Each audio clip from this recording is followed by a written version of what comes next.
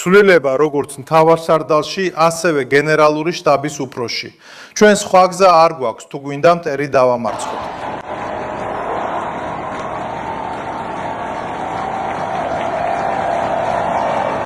ხო, პრობლემა იმაშია, რომ ისინი უნდათ გასვლა და სწორადაც. კონფლიქტი ფიოდოროვსა და სირსკის შორის პიკურ გადაწყვეტილებამდე მივიდა. ზელენსკი მაინც გაათავისუფლა უკრაინის თავდაცვის მინისტრი და აღიარა, რომ შეიარაღებული ძალების მთავარსარდალმა სირსკიმ ფაქტობრივად ულტიმატუმი წაუყენა: ან სამხედროები, ან მინისტრი ფიოდოროვი. და ზელენსკიმ აირჩია არა ტექნოლოგიებზე ორიენტირებული მინისტრი, არამედ მაინც სირსკი, რომელსაც პირდაპირ ექვემდებარება სკელიას პოლკი, რომელთანაც დაკავშირებულია ყველაზე რეზონანსული სკანდალები უკრაინის შეიარაღებულ ძალებში. ბოლო 1 თვის განმავლობაში კი განსაკუთრებით.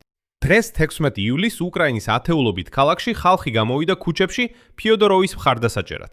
100 ადამიანი შეიკრიბა პრეზიდენტ ზელენსკის ოფისთან და ფრანკოს თეატრთან კიევში, პლაკატებით თავდაცვის მინისტრის მხარდასაჭერად. არც მობილიზაციის წინააღმდეგ, არც ტარიფების გაზრდის წინააღმდეგ, ტრანსპორტზე, წყალმომარაგებაზე. არა, უბრალოდ იმისთვის, რომ ხარი დაუჭირონ მიხაილ ფიოდოროვს. ანუ იმ ადამიანს, რომლის დროსაც საერთო აღიარებით, უკრაინამ ამ ომში ინიციატივა გადაიბარა. თქვენც ბევრჯერ განვიხილეთ რუსეთის წინააღმდეგ გახორციელებული მრავალრიცხოვანი შორმანძილზე დათმები. კრიმის ბლოკადა, რუსეთის ფედერაციის ჩრდილოანი ფლოტის დევნა შავ და აზოვის ზღვებში. ეს ყველაფერი ნაწილობრივ ფიოდოროვის დამსახურებაა, მაგრამ ის გაათავისუფლეს. იცით რას უპასუხა ზელენსკიმ ყველა პროტესტზე? უბრალოდ თქვა, რომ ხალხი აკეთებს იმას, რაც სურს. თითქოს ნება იყოს იპროტესტონ. ამისთვის გვაქვს ესეთი დემოკრატია და მორჩა. დღეს კი დეტალურად განვიხილავთ ამ ისტორიას, იმიტომ რომ ის ბევრად უფრო ღრმა ვიდრე ჩანს. რისთვის გაათავისუფლეს სინამდვილეში მიხაილ ფიოდოროვი? ბრას მოყვა თავად თავის ბრიფინგზე. ისეთი რამ თქვა დარწმუნებული ვარ, პრეზიდენტის ოფისში თავზე ხელებს იკიდებდნენ. მაგალითად, ფიოდოროვმა პირდაპირ განაცხადა, რომ მობილიზაციის პრობლემა საერთოდ არ არის ტერიტორიული დაკომპლექტებისა და სოციალური მხარდაჭერის ცენტრებში, არამედ იმაში, რასაც უკრაინის შეიარაღებული ძალების ხელმძღვანელობა ადგილებზე აკეთებს. მოიხვა სისტემაში მოსყიდულ კორუფციონერებზე და თავის ღია კონფლიქტზე სირსკისთან და მთლიანად უკრაინის შეიარაღებული ძალების გენშტაბთან. და განვიხილოთ, როგორ მოხდა, რომ სირსკი პრეზიდენტს ულტიმატუმებს უყენებს. და მთავარი, რა როლი ითამაშეს ამ ყველაფერში ფუმა, თავდაცვითმა კონტრაქტებმა და იმ მეგობრებმა, რომლებიც ფედოროვმა მინიმუმ 7 მილიარდი დოლარის ბიუჯეტს ჩამოაშორა. საიდან მოდის ეს ციფრი, ამასაც განვიხილავთ. დასავლური მედია განსხვავებით ბევრი უკრაინულისგან ყველაფერს თავის სახელს არქმევს და დღეს მათ შეფასებებსაც განვიხილავთ. მოკლედ, გამოშვება დიდი იქნება, მოეწყვეთ კომფორტულად, ვიწყებთ. მე ვქვია ალექსეი პეჩი. მოდით განვიხილოთ ეს თემები, მაგრამ სანამ დავიწყებთ, გთხოვთ გამოიწეროთ ეს არხი, დაალაიქოთ გამოშვება და დაწეროთ ნებისმიერი კომენტარი. მოდით დავიწყოთ ქრონოლოგიით, რათა ყველაფერი გასაგები იყოს. უკვე მაისში გამოჩნდა პირველი ინფორმაცია იმის შესახებ, რომ ზელენსკი გეგმავდა მიხაილ ფედოროვის მოშორებას, თუმცა მაშინ ამას ცოტა ვინმე თუ იჯერებდა, ხოლო ისინი, ვინც ამას პირდაპირ ამბობდა, ვინ იყვნენ? მოღალატეები, რა თქმა უნდა. მაგრამ უკვე 12 ივლისს ზელენსკი მოულოდნელად აცხადებს მთელი მთავრობის განახლებას. პრემიერ-მინისტრი სვერიდენკო მიდის და მასთან ერთად ავტომატურად უნდა წავიდეს მთელი მინისტრთა კაბინეტიც. ფორმალური მიზეზი განახლება, სტრატეგიის განახლება, მაგრამ იმავე დღესვე წყაროები უწყებიან, რომ თავდაცვის მინისტრ ფედოროვს შეიძლება ადგილი არ ეყოს ახალ მთავრობაში. და სწორედ მისი გათავისუფლებისთვის პრინციპში დაიგეგმა მთელი მინისტრთა კაბინეტის გადანაცვლება, რადგან მხოლოდ თავდაცვის მინისტრზე დარტყმის შეეშინდათ. 15 ივლისს ეს ყველაფერი დადასტურდა და განცხადება გამოჩნდა იმის შესახებ, რომ ზელენსკი აღარ წარადგენს ფედოროვის კანდიდატურას მინისტრთა კაბინეტის ახალ შემადგენლობაში. მის ნაცვლად თავდაცვის სამინისტროს შეთავაზება იგორ კლიმენკოსთვის გაკეთდა, რომელიც შინაგან საქმეთა მინისტრია, ყოფილი ეროვნული პოლიციის ხელმძღვანელი. ფედოროვი იმავე მომენტში წერს განუსამშვიდობებელ პოსტს. ციტატა: ეს იყო დიდი პატივი. მემსახურა უკრაინელი ხალხისთვის თავდაცვის მინისტრის თანამდებობაზე. და ბოლოს ამატებს ორ სიტყვას, რომელიც დარწმუნებული ვარ ყველამ შეამჩნია. გაგრძელება იქნება. ამ მომენტში ფედოროვის ყველა მხარდამჭერმა მშვენივრად გაიგო რა ხდებოდა და დაიწყეს საჯარო მხარდაჭერის გამოხატვა თავდაცვის მინისტრის მიმართ. იქ ერთ-ერთმა დეპუტატმა ხალხის მსახურიდან კილეც გადაწყვიტა, რომ მანდატს დატოვებდა, თუ ფედოროვს მართლაც გაათავისუფლებდნენ. და უკვე 16 ივლისს უკრაინა ირღვიძებს და ქუჩებში გამოდის. და აქ მნიშვნელოვანია გავიგოთ რატო. იმიტომ რომ ფედოროვი უბრალოდ მორიგი ჩინოვნიკი არ არის. როგორც საუთ ფედოროვმა თქვა, ხალხი პროტესტზე მაინც მის პირად მხარდასაჭერად არ გამოვიდა, არამედ უფრო იმ რეფორმების მხარდასაჭერად, რომლებიც ამოქმედდა. აი Financial Times-მა დღეს მისი გადადგომა ყველაზე მნიშვნელოვან საკადრო ცვლილებად დაასახელა, რომელმაც შეიძლება უკრაინის სამხედრო ძალის ხევა შეასუსტოს. შეაფასეთ, თავად რას მიაღწია ფედოროვმა მინისტრის პოსტზე 6 თვეში Starlink-ის გათიშვა რუსეთის სამხედროებისთვის. ექსპერტების შეფასებით და სამხედროების აღიარებით, ეს რუსული ჯარების მართვას სრულ ქაოსში აგდებს და ასევე არაძლევს საშუალებას უპილოტო აპარატებს ქალაქებზე შეტევა განახორციელა. შირიმის ლოგისტიკური ლოკდაუნი, ანუ ნახევარკუნძული ფაქტობრივად მოწყვეტილია. ეხლა მომარაგების შეწყვეტის გამო იქ ენერგეტიკა ჩამოიშალა. შემდეგ იყო შორ მანძილზე განხორციელებული კამპანია რუსეთის ნავთობ გადამამუშავებელ ქარხნებზე, რამაც რუსეთში საწვავის კრიზისი და ეკონომიკური კოლაფსის დასაწყისი გამოიწვია. ორი ოპერაცია აშანი. ეს იყო დრონების ბლიცი, რომელმაც როგორც Forbes იწერს, თითქმის ნახევარწლით შეაჩერა რუსეთის შეტევა სწორედ ჯავშან სატანკო და დამთქმელი ძალებით. დრონების ჩამოგდების მაჩვენებლის ზრდა 83-დან 91%-მდე, 94. ფთოსანი რაკეტების ჩამოგდების მაჩვენებლის ზრდა 47-დან 87%-მდე. დიახ, ბალისტიკასთან პრობლემა არსებობს, მაგრამ ისიც გვარდება. შემდეგი, წელიწადში 10 მილიონი დრონის წარმოება, 47 დრონთან დაკავშირებული შეთანხმება პარტნიორებთან. და როგორც გახსოვთ, მან ახლახან წარადგინა თავისი სამხედრო სამსახურის რეფორმა. და აი ამ ადამიანს უბრალოდ დათავისუფლებენ, თანაც ომის დროს. თანაც შედეგების პიქსზე. ანუ ვერ ვიტყვით, რომ მან უკვე ყველაფერი მიაღწია, რაც ჩაფიქრებული ჰქონდა. კითხვა, რისთვის დღეს მთელმა ქვეყანამ დასვა? ოფიციალური მიზეზი პირველად ვოლოდიმირ ზელენსკიმ დახურულ შეხვედრაზე პარტია ხალხის მსახურის ფრაქციასთან დაასახელა. მიზეზი სისტემური გადაუჭრელი კონფლიქტია მიხაილო ფიოდოროვსა და უკრაინის შეიარაღებული ძალების მთავარსარდალ ალექსანდრ სირსკის შორის. შემდეგ მიხაილო ფიოდოროვმა სხვათა შორის ეს საჯაროდ დაადასტურა. ეხლა კი მოვყვან პრეზიდენტის პირდაპირ ციტატას ერთ-ერთი დეპუტატის გადმოცემით. ისინი ორ სხვადასხვა სამყაროში ცხოვრობენ. მიშა ფიოდოროვს ყველაფერი ციფრულად გადაჰყავს. სურს ტექნოლოგიებზე დაფუძნებული სისტემა შექმნას. სამხედროები კი სურთ უბრალოდ მოусმინო. ისინი ითხოვენ ერთი სახეობის შეიარაღების შეძენას. ის კი უარს ამბობს და სხვა მიმართულებებს აფინანსებს. ისინი უბრალოდ აღარ უსმენენ ერთმანეთს. შემდეგ კი დეტალი, რომელიც მთელი სიტუაციის აბსურდულობას აჩვენებს და ისევ ზელენსკის სიტყვები. საქმე აბსურდამდე მიდიოდა. სირსკი მოდიოდა და მეურვებოდა, ფედოროვი არაფერს გამოყოფს კონკრეტული ოპერაციებისთვის. შემდეგ მოდიოდა ფედოროვი და პასუხობდა: ჩვენ ყველაფერი გამოყავით, უბრალოდ ამას არასწორად იყენებენ. არც ისე და არც იქ, სადაც საჭიროა. და ასე წრეზე. მოდი აქვე დავაფიქსიროთ. ალექსანდრე სირსკი მოდიოდა პრეზიდენტთან და პირადად ჭიოდა იმაზე, რომ ფედოროვი თითქოს და სულ სხვა რამეს ყიდულობს, ვიდრე მას სთხოვა. მოგვიანებით ფედოროვმა განაცხადა, რომ უკრაინის შეიარაღებული ძალების გენშტაბი ხშირად სთხოვდა იმავე ტურების შეძენას კონკრეტული მწარმოებლისგან. ამ დროს თავროცვის სამინისტრო რაღაც ტენდერებს ატარებდა და სამხედროებს ეს თითქოს არ მოსწონდათ. არ გაუკეთებ არნაირ დასკვნას, მაგრამ კონკრეტული მომწოდებისგან კიდვა ყოველთვის ხარისხზე არ მიუთითებს, ზოგჯერ ეს ჩაწყობაზეა. ეხლა კი ყველაზე საინტერესოა პრეზიდენტის აღიარება, ასევე იმ დახურული შეხვედრიდან ხალხის მსახურთან. ზელენსკიმ განაცხადა, რომ წესით ორივე, როგორც ფიოდოროვი, ასევე სირსკი, უნდა გაეთავისუფლებინა, მაგრამ ამას ერთდროულად ახლა ვერ ახერხებს. დაფიქრდით. პრეზიდენტი თავად აღიარებს, რომ მთავარსარდალიც იმსახურებს გადადგომას, მაგრამ მხოლოდ მინისტრს ათავისუფლებს. რატომ გაკეთდა არჩევანი ასე? ამაზე ცოტა მოგვიანებით ვისაუბრებთ და პასუხი ალბათ არ მოგეწონებათ. ხალხის მსახურის დეპუტატმა აღწერა, როგორ გამოიყურებოდა ეს დახურულს ხდომაზე. შემდეგ მოჰყავს მისი ციტატა. შეინიშნებოდა, რომ პრეზიდენტს ძალიან უჭირდა ამაზე საუბარი. ის დაახლოებით 10 წუთის განმავლობაში სიტყვებს ძლივს პოულობდა, არჩევდა ფორმულირებებს, ცდილობდა აეხსნა თავისი გადაწყვეტილება. საჯაროდ მეორე დღეს ზელენსკიმ თქვა, ასე, ციტატა: ომის დროს პრეზიდენტმა ასეთი არჩევანი არ უნდა გააკეთოს. ძალიან მინდოდა ერთიანობა, მაგრამ მხარეებმა ის ვერ იპოვეს. და ეს პრობლემა არა მხოლოდ მხარეებისაა, არამედ ჩემიც. იმ დროს, როცა დღეს უკრაინელები ბევრ ქალაქში პროტესტზე გამოვიდნენ, თავდაცვის მინისტრმა ფედოროვმა ბრიფინგი ჩაატარა. და აქ ფედოროვმა როგორც ჩანს, ყველაფერი თქვა, რასაც ფიქრობს. ფედოროვის მთავარი აღიარება იმ ულტიმატუმთან დაკავშირებით. მიხაილ ფედოროვმა დაადასტურა, რომ ჯერ კიდევ მაშინ, როცა თავდაცვის მინისტრის პოსტზე გადაყვანას განიხილავდნენ, მან პრეზიდენტ ზელენსკის შესთავაზა სირსკის შეცვლა, რომელსაც სამხედროები ყასაბს ეძახიან. და არა მხოლოდ მის შეცვლას. შემდგომში ციტატას მოვიყვან ფედოროვისგან. რა გადაწყვეტილებები იყო შეთავაზებული? ეს არის კადრების რადიკალური ცვლილებები. ეს არის როგორც მთავარსარდლის, ასევე გენშტაბის უფროსის შეცვლა. ჩვენ სხვა გზა არ გვაქვს, თუ გვინდა მტერი ასიმეტრიულად დავამარცხოთ მინიმალური დანაკარგებით, სადაც ძლიერი ლიდერები და მეთაურები განვითარდებიან და არა მუდმივად ჩამოწერენ მათ.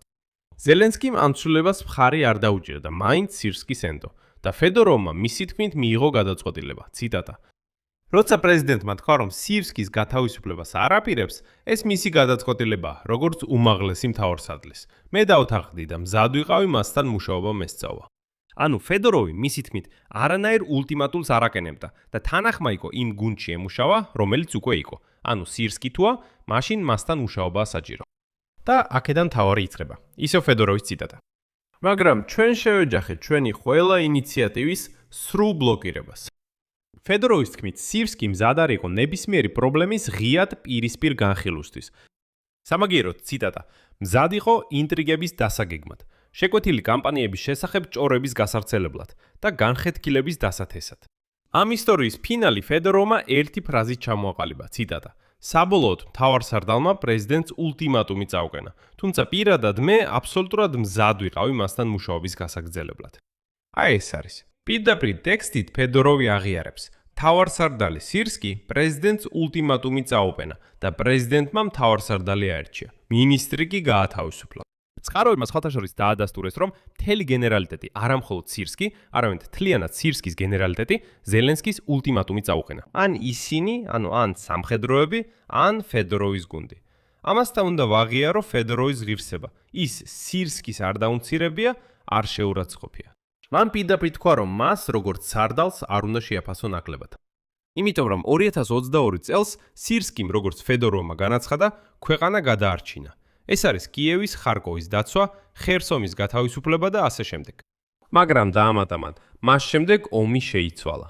ციტატა. ჩვენ ვეღარ შეგვიძლია უბრალოდ იმას დავაგდნოთ, რაც 2022 წელს მუშაობდა. ეს იყო მინიშნება იმაზე, რომ მაგალითად თავდაცვის სამინისტრო ავითარებდა იდეას. დრონების ომი, უფრო მეტი თანხის გამოყოფა უპილოტო აპარატებისთვის, ჯურვების ნაცვლად. უფრო მეტი ძალისხმევა იხარჯებოდა, თუნდაც ცალკე სახეობის ჯარის ჩამოყალიბებაზე, უპილოტო სისტემების ძალებზე, მაგრამ გენერლიტეტს ფიოდოროვის თქმით, ეს ყველაფერი არ მოსწონდა. ფიოდოროვმა კიდევ რა პრობლემებზე ისაუბრა არმიაში? აქაც არ მოურიდებია. პირველი არის მობილიზაცია და სამხედრო კომისარიატები. მას პირდაპირ კითხეს, რატო არ ჩაატარა მან როგორც თავდაცვის მინისტრმა სამხედრო კომისარიატების რეფორმა. გახსენებთ, რომ ზელენსკიმ ფრაქციაზე სწორედ მას დააბრალა ამ მობილიზაციის რეფორმის ჩავარდნა. თითქოს ეს იყო მისი გათავისუფლების ფორმალური მიზეზი. როგორც გახსოვთ, რეალურად მიზეზი ეს არ იყო. ფიოდოროვის პასუხი ამ ბრალდებას ანგრევს. ის ამბობს, რომ წქსინამდვილეში არ ექვემდებარება თავდაცვის მინისტრს, არამედ პირდაპირ სახმელეთო ჯარებს, რომლებიც ექვემდებარებიან მთავარსარდალ სირსკის, რომელმაც თავის მხრივ დაბლოკა ფიოდოროვის ინიციატივები. ანუ ფიოდოროვი დაადანაშაულეს იმ სტრუქტურის რეფორმის ჩავარდნაში, რომელსაც ის საერთოდ არ მართავდა. და შემდეგ მან მნიშვნელოვანი რამ თქვა. ციტატა. ჩვენ ვერ გადავჭრით მობილიზაციის საკითხს ახალი საზოგადოებრივი შეთანხმების გარეშე და მან მოიყვანა მაგალითები, თუ როგორ უნდა გაკეთდეს ეს.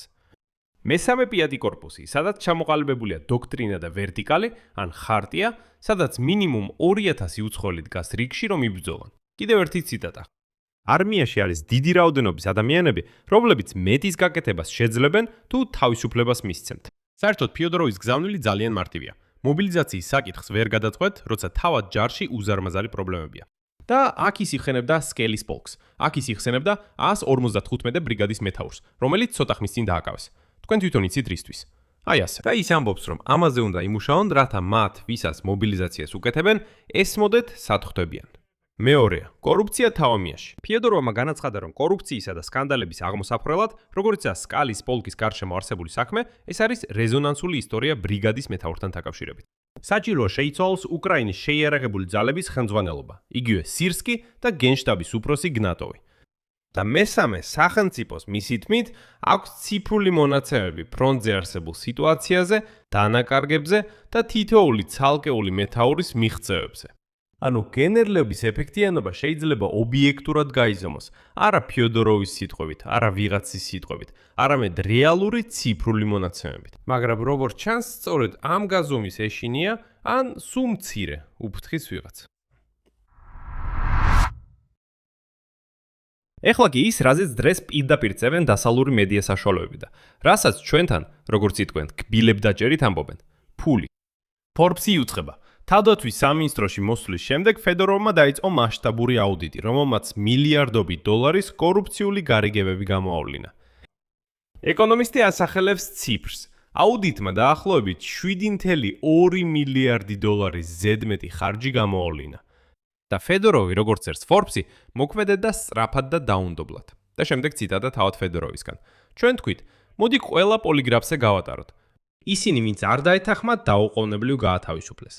რას ვიღებთ? ადამიანმა გამოავლინა მილიარდიანი სქემები. თავდაცვის ბიუჯეტიდან განარი და ათობით იარარის კლანი, რომელთა უკმაყოფილებამ კიდე უფრო გაამწვავა კონფლიქტი და ნახევარი წლის შემდეგ გენერლების ულტიმატუმით გაათავისუფლეს. და სწორედ აქ ჟურნალისტმა სტანისლავ ასევმა, რომელმაც 28 თვე რუსულ ტყვეობაში გაატარა, ეს ყველაზე გაცრად ჩამოაყალიბა.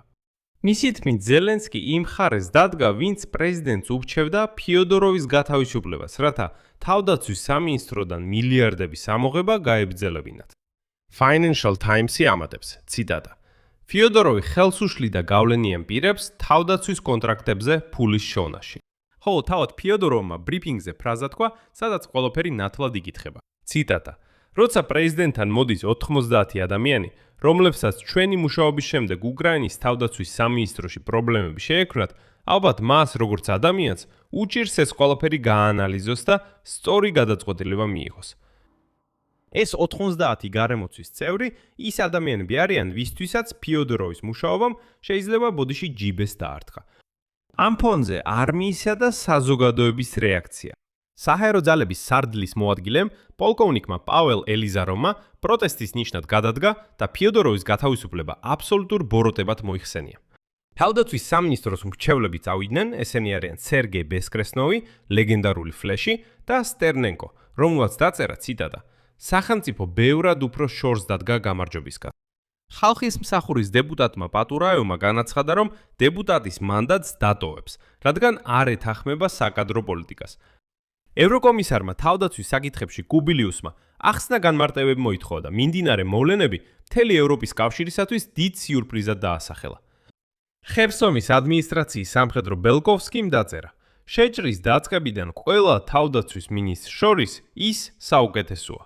დრონების წარმოებლებისთვის უხილავი ბარიერები თითქმის მყისიერად გაქრა.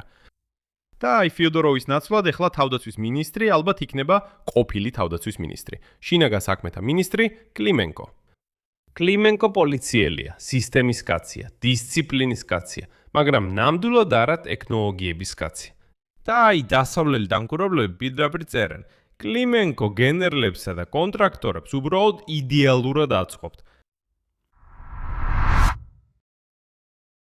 და ამ გამოშვების საბოლოო შტრიხი. ზელენსკიმ ფედოროვს დარჩენა შესთავაზა, რომ გამხდარიყო რაღაცა მრჩეველი, ან თავად ეპოვა მის გუნდში ნებისმიერი სხვა ფორმატი, ფედოროვმა უარი თქვა. ციტატა: მე არასოდეს მქონია მიზანი გამხდარიყავი მინისტრი, დავჩენილიყავი მინისტრად, ან მეძებნა ჩემთვის თანამდებობები. 7 წელი პრეზიდენტის გვერდით ვატარებდი რეფორმებს. პრეზიდენტის გარემოცვაში მე ნამდვილად ის ადამიანი ვარ, ვინც მას ყველაზე მეტად აფასებდა და აფასებს და არასოდეს გამიცრუებია მისი ნდობა. პრეზიდენტს ჯერ არ აურჩევია სირსკის მხარე. დარწმუნებული ვარ, პრეზიდენტი უსმენს უკრაინელ ხალხს და სიტუაცია გამოსწორდება. მაგრამ როგორც ჩანს, პრეზიდენტმა ზელენსკიმ უკვე გააკეთა თავისი არჩევანი და ის ფიოდოროვის სასარგებლოდ არ არის. და ის საპროტესტო აქციებზე რეაგირებისას ზელენსკიმ განაცხადა, ციტატა: მე მესმის, ვუსმენ და რეაგირებ იმაზე, რასაც საზოგადოება ამბობს. ჩვენ ვიბრძვით თავისუფლებისა და დემოკრატიისთვის. ხალხი აკეთებს იმას, რაც სურს.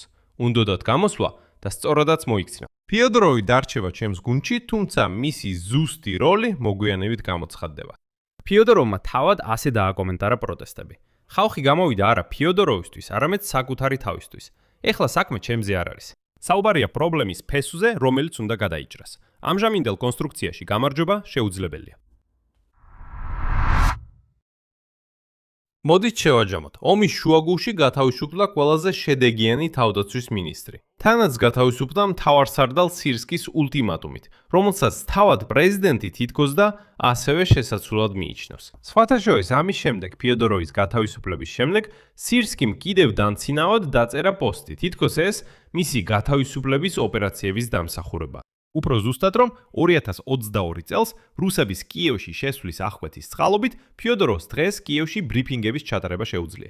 შემდეგ მადლობა გადაუხადა თავდაცვის მინისტრს გაწეული მუშაობისთვის და წარმატებები უსურვა. ეს ისეთი დაცინვა იყო, თითქოს იცით როგორც ეძახიან, გამარჯვებული ზღრიალი. მან უბრალოდ დაირიალა რომ აი ხედავ მე გავემარჯვე. ასე რომ ყველაფერი დასრულდა. აბა, ნახვამდის. ფაქტობრივად კი თანამდებობიდან გაათავისუფლეს მინისტრი, რომელმაც გამოავლინა სქემები მინიმუმ 7 მილიარდი დოლარის ოდენობით და მტრებად გადაიკიდა ყველა, ვინც ამ თავდაცვის ბიუჯეტიდან იკვებებოდა.